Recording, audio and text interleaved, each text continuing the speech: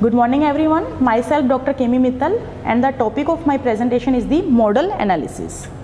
The modal analysis is the study of the dental cast which helps to study the occlusion and the dentition from all three dimensions and analyze the degree and severity of malocclusion and to derive the diagnosis and plan the treatment. There are some kind of objective why we are going to study the study model. There are some objective like models accurately reproduce the teeth and their surrounding soft tissue. The soft tissue must not be altered and model should be well finished. Some advantages for the study model analysis like they are only three-dimensional records for the patient dentition. The occlusion can be visualized from the lingual aspect also. They provide a permanent record of the intermaxillary relationship and it helps to motivate the patient as they can visualize the treatment progress. They are needed for the comparison purpose of at the end of the treatment and act as a reference for the post-treatment changes. They serve as a reminder for the parent and patient of the condition present at the start of the treatment. In case the patient has to be transferred to the another clinician, the study models are useful. There are some disadvantages like most of the studies was done on a specific population and the ratio obtained need not to be applicable to the other population group. It does not take into account the sexual dimorphism in the teeth. It does not take skeletal malrelation into the consideration. It may be useful to know the desired maxillary dimension for a case. It is more difficult to achieve corresponding mandibular dimension that are necessary to maintain balanced occlusal relationship. It does not take account for the relationship of the teeth to the surrounding bone or the difficulties in the increasing the mandibular dimension.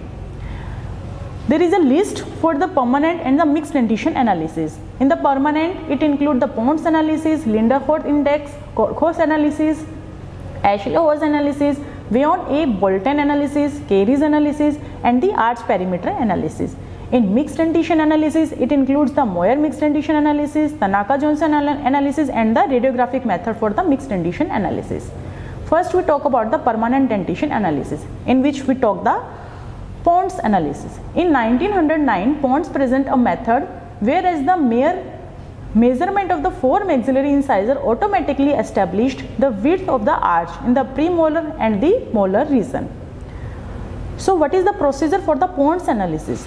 In which the greatest width of the incisor is measured with the calipers recorded on a line and their sums when the recorded in the millimeter. This is called as sum of incisor, means the width of all the permanent incisor, the central and the lateral incisor of right and left sides is combined. Next, the distance between the upper right first premolar and the upper left first premolar, that is the distal end of the occlusal groove, is recorded and called as measured premolar value, this A line. Next, the distance between the upper right molar and the upper left molar, this is the mesial pit on the occlusal surface in the maxillary arch, this B line, it is called as measured molar value. Now, there is a formula for the Pond's analysis. First is a calculated premolar value in which the expected arch width in the premolar region is calculated by a formula, that is sum of incisor, which we have calculated previously into 100 by 80, and the calculated molar value, it is the expected arch width in the molar region, that is the sum of incisor into 100 by 64. So, the inference is the difference between the measured and calculated value determines the need for expansion. If the measured value is less, the expansion is required, and if the measured value is more, no need for expansion is required. Some of the drawbacks for the Pond's analysis, it includes the maxillary incisors at the teeth most commonly missing. Maxillary laterals may undergo morphogenetic alteration like the peg-shaped laterals. It does not take skeletal malrelation into consideration. This analysis is derived solely from the French population and it is very difficult to achieve corresponding mandibular dimension that are necessary to maintain a balanced occlusal relationship. Next is the Ashley-Hose analysis. Hose considered tooth crowding to be due to the deficiency of the arch width rather than the arch length. He found a relationship to exist between the total width of the mesiodistal diameter of the teeth anterior to the second permanent molar and the width of the dental arch in the first premolar region. How it is calculated? In which we will calculate first the total tooth material, means from permanent first molar of right side to permanent first molar of second side, the total tooth material is calculated. It refers to sum of the mesiodistal width of the teeth from first molar to the first molar of other side. Then the basal arch length, it is the perpendicular distance from the tangent drawn on the distal aspect of the first permanent molar to the anterior limit of the arch. Then the premolar diameter, in which the arch width measured from the buccal cusp tip of the first premolar on the one side to the buccal cusp tip of the other side. Next is a premolar basal arch width. It is measured from the root apices of the first premolar on the one side to the first premolar on the other side. Now there is some of the formulas like percentage of the PMD to TTM, premolar diameter into the 100 upon total tooth material, then the percentage of the PMBAW to TTM, PMBAW premolar basal arch width into 100 by total tooth material, then the percentage of BAL to TTM, BAL into 100 by TTM. So the inference is, if the PMBAW is more than PMD, indication that basal arch is sufficient to allow expansion of premolars. If the PMD is more than PMBAW, it can be three possibilities, like contradicted for the expansion, it moves the teeth distally and extract the some teeth. And if the PMBAW into 100 by TTM is the percentage value of PMBAW is less than 37%, then it requires the extraction. If it is more than 44%, it is non-extraction case, and if it is in between 37 to 44%, then it is the borderline case. Next is a VA Bolton analysis. Bolton pointed out that the extraction of one tooth or the several teeth should be done according to the ratio of the tooth material between maxillary and the mandibular arch. It is for to get the ideal interdigitation, overjet, overbite and the alignment of the teeth. It is used to attain an optimum inter-arch relationship. Bolton's analysis helps to determine the disproportion between the size of maxillary and the mandibular teeth. So the procedure in which we will use the total tooth material of all the 12 maxillary tooth as well as all the 12 mandibular tooth. Similarly, the total tooth material of the maxillary canine to canine means the 6 teeth, and the mandibular canine to canine 6 teeth. So there is a ratio, that is a sum of the mesiodistal width of the mandibular 12 into 100 upon the sum of the mesiodistal width of the maxillary 12 teeth. That should be 91.3%. If it is more than 91.3%, that means it is a mandibular excess, and if it is less than 91.3%, then it means maxillary excess is there. Similarly, for the anterior ratio, the sum of the mesiodistal width of the mandibular 6 into 100 upon the sum of the mesiodistal width of the maxillary teeth, that is 77.2%. If it is more than 77.2%, means there is mandibular excess, and if it is less than 77.2%, that means maxillary excess is there.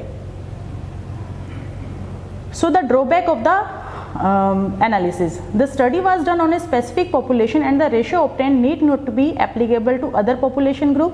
The analysis does not take into account the sexual dimorphism in the maxillary canine width. Next is the arch perimeter analysis. It is used in the maxillary cast, and if it is done over the mandibular arch, it is called as caries analysis. So for the caries analysis, what we are going to do, we will use the total tooth material from second premolar of the right side to the second premolar of the left side, and calculate the sum of the premolar to premolar total width. And second, we will use the arch length, that is started from the buccal cusp tip of the second molar, then the first molar, then the canine, then the cingula of the incisor, then the cusp tip of canine, then cusp tip of first premolar and the second premolar. Interpretation is that if the arch length discrepancy is 0 to, if the discrepancy is 0 to 2.5 mm, that means proximal stripping can be carried out. If it is 2.5 to 5 mm, then extraction of the second premolar is indicated, and if it is more than 5 mm, then extraction of the first premolar is usually required. Then is the mixed dentition analysis. The purpose of mixed dentition analysis is to evaluate the amount of space available in the arch for succeeding permanent teeth and necessary occlusal adjustment. There is two methods, those in which the sizes of unerupted cuspids and premolars are estimated from measurements of the radiographic image, and those in which the sizes of cuspids and premolars are derived from the knowledge of the sizes of permanent teeth already erupted in the mouth. It includes the Moyer mixed dentition analysis. According to Moyer, a high correlation exists among the sizes of different group of teeth in an individual. Thus, by measuring one group of the teeth, it is possible to make a prediction of other group of the teeth. Procedure: it measures the mesodistal width of each of the maxillary and mandibular incisors, measures the space left from the distal aspect of lateral incisor to mesial aspect of first permanent molar. By using Moyer's chart, find out the mesodistal width of the cuspid and bicuspid for the given sum of mesodistal width of sum of incisors. Compare the space available and space required to determine the arch length discrepancy. Next is the Tanaka and Johnson analysis. Tanaka and Johnson did a study to repeat Moyer's observation to validate its eruption on a new sample. The possibility of secure change within the past 20 years was to examine, and they found Moyer's prediction table to be equally appropriate for the contemporary population. They have simplified Moyer's 75% level of prediction table into a formula. Predicted width of maxillary canine and premolar is equal to sum of mandibular incisor plus 11 by 2, and the predicted width of mandibular canine and premolar is equal to sum of mandibular incisor plus 10.5 upon 2. Thank you so much.